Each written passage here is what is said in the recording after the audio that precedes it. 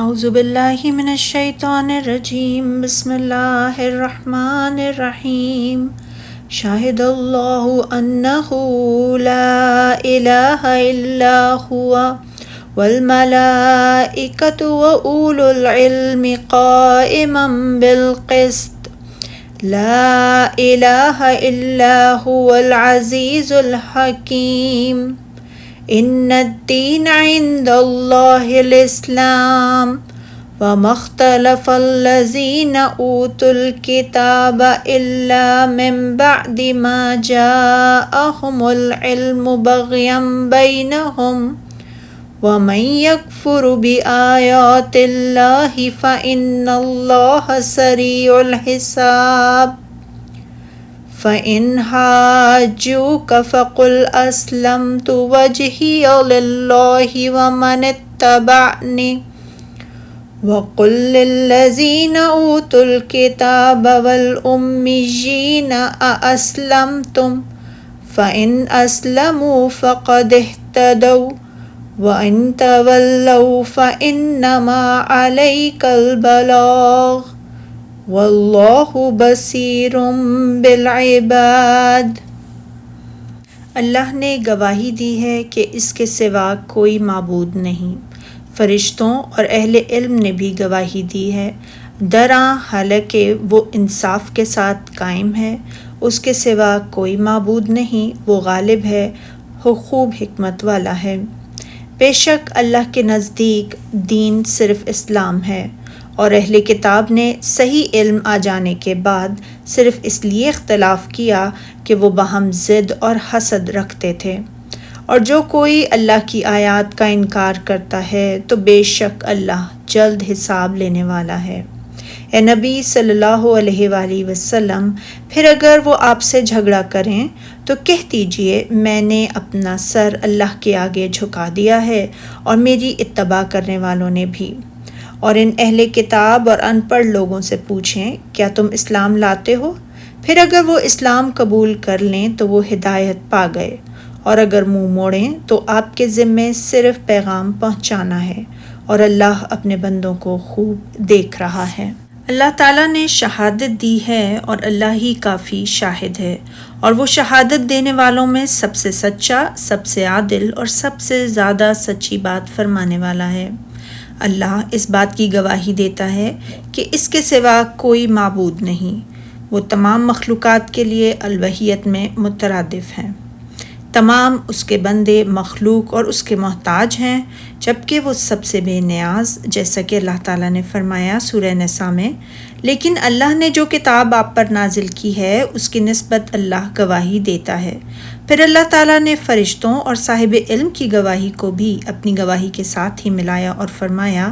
اللہ تو اس بات کی گواہی دیتا ہے کہ اس کے سوا کوئی معبود نہیں، اور فرشتے اور علم والے لوگ بھی گواہی دیتے ہیں۔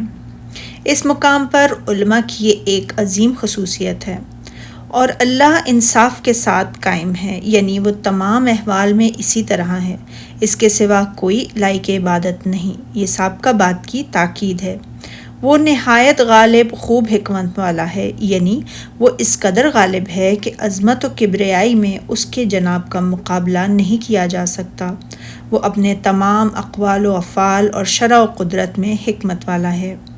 اللہ تعالیٰ کا ارشاد ہے کہ بے شک دین تو اللہ کے نزدیک صرف اسلام ہے۔ اللہ تعالیٰ نے خبر دی ہے کہ وہ اسلام کے سوا کسی اور دین کو قبول نہیں فرمائے گا، اور اسلام یہ ہے کہ ان تمام رسولوں کی اتباع کی جائے جنہیں اللہ تعالیٰ نے مختلف اوقات میں مبعوث فرمایا تھا، حتیٰ کہ ان کے سب سے آخر میں اس نے خاتم الانبیاء والمرسلین حضرت محمد صلی اللہ علیہ وآلہ وسلم کو مبعوث فرمایا، اور حضرت محمد صلی اللہ علیہ وآلہ وسلم کے راستے کے سوا اپنے تک پہنچنے کے تمام راستوں کو بند کر دیا۔ لہٰذا حضرت محمد صلی اللہ علیہ وآلہ وسلم کی بعثت کے بعد کوئی آپ کے دین و شریعت کے سوا کسی اور دین و شریعت کے ساتھ اللہ کے پاس جائے گا تو وہ اس سے ہرگز قابل قبول نہ ہوگا۔ جیسے کہ اللہ تعالیٰ نے فرمایا سورہ آل عمران میں، اور جو شخص اسلام کے سوا کسی اور دین کا طالب ہوگا وہ اس سے ہرگز قبول نہیں کیا جائے گا۔ اور اس آیت کریمہ میں فرمایا کہ اللہ تعالیٰ کے ہاں مقبول اور پسندیدہ دین صرف اور صرف اسلام ہے، بے شک دین تو اللہ کے نزدیک صرف اسلام ہے۔ پھر اللہ تعالیٰ نے فرمایا کہ جن لوگوں کو پہلے کتاب دی گئی تھی تو انہوں نے رسولوں کی بعثت اور کتابوں کے نزول کے حجت پوری ہونے کے بعد اختلاف کیا۔ بس فرمایا اور اہل کتاب نے جو اس دین سے اختلاف کیا تو علم حاصل ہونے کے بعد آپس کی ضد سے کیا، یعنی بعض نے بعض سے ضد کی اور حسد، بغض اور دشمنی کی وجہ سے حق میں اختلاف کیا۔ بعض کو بعض کے بغض نے اس بات پر مجبور کیا کہ وہ اس کی تمام اقوال و افعال میں اس کی مخالفت کرنے لگے، خواہ وہ حق ہی ہوں۔ پھر اللہ تعالیٰ نے فرمایا اور جو شخص اللہ کی آیتوں کو نہ مانے، یعنی اللہ تعالیٰ نے اپنی کتاب میں جو نازل فرمایا ہے اس کا انکار کرے تو بے شک اللہ جلد حساب لینے والا ہے، یعنی اللہ تعالیٰ اسے اس کے بدلے میں سزا دے گا اور اپنی تکذیب پر اس کا محاسبہ فرمائے گا اور اپنی کتاب کی مخالفت پر سزا دے گا۔ پھر اللہ نے فرمایا اے پیغمبر صلی اللہ علیہ وآلہ وسلم، پھر اگر یہ لوگ آپ سے جھگڑنے لگیں، یعنی اللہ تعالیٰ کی توحید میں جھگڑا کریں، تو کہنا کہ میں اور میرے پیرو تو اللہ کے فرما بردار ہو چکے، میں تو اس اللہ واحد اللہ شریک ہی کی خالص عبادت کرتا ہوں، جس کا کوئی ساجی نہیں، جس کا کوئی بیٹا اور جس کی کوئی بیوی نہیں، یعنی جنہوں نے میرے دین کو قبول کر لیا ہے وہ بھی وہی بات کہتے ہیں جو میں کہتا ہوں۔ یہ آیت کریمہ ایسے ہے جیسے اللہ تعالیٰ نے فرمایا سورہ یوسف میں کہ اے نبی صلی اللہ علیہ وآلہ وسلم آپ کہہ دیجئے میرا رستہ تو یہی ہے، میں اللہ کی طرف بلاتا ہوں، میں اور وہ لوگ جنہوں نے میری اتباع کی بصیرت پر ہیں۔ پھر اللہ تعالیٰ نے اپنے عبد اور رسول حضرت محمد صلی اللہ علیہ وآلہ وسلم کو حکم دیا ہے کہ آپ اہل کتاب کی دونوں ملتوی یہود اور نصارہ کی ان پڑھ مشرکوں کو اپنی طریقہ دین اور شریعت میں داخل ہونے کی دعوت دیں۔ چنانچہ فرمایا اور اہل کتاب اور ان پڑھ لوگوں سے کہہ دیں کہ کیا تم اللہ کے فرما بردار بنتے ہو اور اسلام لاتے ہو؟ پھر اگر یہ لوگ اسلام لے آئیں تو تحقیق ہدایت پا گئے، اور اگر آپ کا کہا نہ مانیں تو پھر آپ کا کام صرف اللہ کا پیغام پہنچا دینا ہے، اور اللہ تعالیٰ کے ذمے ان کا حساب ہے اور اسی کی طرف اس نے سب کو لوٹ کر جانا ہے، اور وہ جس کو چاہتا ہے ہدایت عطا فرماتا ہے، جس کو چاہتا ہے گمراہ کر دیتا ہے، اور اس کے تمام کام حکمت و مصلحت پر مبنی ہیں۔ اسی لیے فرمایا اور اللہ اپنے بندوں کو دیکھ رہا ہے اور وہ جانتا ہے کہ ہدایت کا مستحق کون ہے اور ضلالت کا مستحق کون ہے،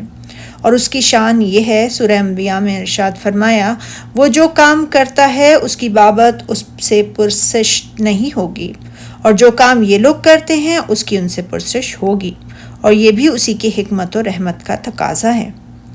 یہ اور اس طرح کی دیگر آیت کریمہ اس بات کی صریح دلیل ہیں کہ رسول اللہ صلی اللہ علیہ وآلہ وسلم کو ساری کائنات کی طرف مبعوث فرمایا گیا، جیسا کہ آپ کے دین سے یہ بات بداتاً معلوم ہے، اور کتاب و سنت کے بے شمار دلائل سے یہ ثابت ہے۔ مثلا ارشاد باری تعالیٰ ہے سورہ اعراف میں اے نبی صلی اللہ علیہ وآلہ وسلم کہہ دیجئے اے لوگو میں تم سب کی طرف اللہ کا بھیجا ہوا رسول ہوں، اور فرمایا سورہ فرقان میں وہ اللہ عز و جل بہت ہی بابرکت ہے جس نے اپنے بندے پر فرقان قرآن نازل فرمایا تاکہ وہ جہاں والوں کے لیے ڈرانے والا بنے۔ نبی اکرم صلی اللہ علیہ وآلہ وسلم نے دنیا کے بادشاہوں اور مختلف انسانی گروہوں یعنی عرب و عجم، اہل کتاب اور ان پڑھ لوگوں کو خطوط لکھ کر دعوت اللہ دی تاکہ اس سلسلے میں اللہ تعالیٰ کے حکم کی اطاعت بجا لائیں۔ اور حضرت ابو ہریرہ رضی اللہ تعالیٰ عنہ سے روایت ہے کہ نبی اکرم صلی اللہ علیہ وسلم نے فرمایا کہ اس ذات کی قسم جس کے ہاتھ میں محمد صلی اللہ علیہ وسلم کی جان ہے، اس امت میں سے اگر کوئی بھی یہودی یا عیسائی میرے بارے میں سنے اور اس دین پر ایمان نہ لائے جس کے ساتھ مجھے بھیجا گیا ہے تو وہ جہنمی ہوگا۔ آپ صلی اللہ علیہ وسلم نے فرمایا مجھے ہر سرخ و سیاہ کی طرف بھیجا گیا ہے۔ نیز آپ صلی اللہ علیہ وسلم نے یہ بھی فرمایا کہ ہر نبی کو خاص اسی کی قوم کی طرف بھیجا جاتا تھا، جبکہ مجھے تمام لوگوں کی طرف بھیجا گیا ہے۔ سبحانک اللہم و بحمدک اشہد ان لا الہ الا انت استغفرک و اتوب الیک۔